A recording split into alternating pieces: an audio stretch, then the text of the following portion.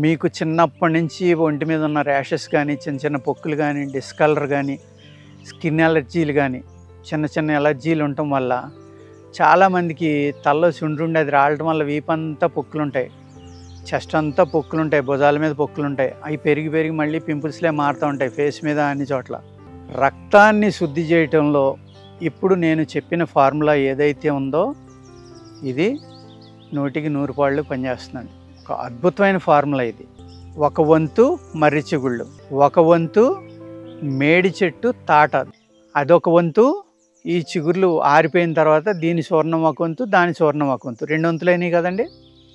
2 వంతులు పటిక బెల్లం తీసుకోవాలి, అర్థమైంది కదండి. దాన్ని మెత్తని చూర్ణం చేసుకోవాలి. అప్పుడు అన్నీ కలిపి మీరు ఒక మందుగా తయారు చేసుకుని చక్కని చూర్ణం కింద రోజు 1 స్పూన్ మాత్రం మీరు పరగడుపున టిఫిన్ తినే ముందర ఒక అరగంట ముందర కలుపుకుని తాగండి.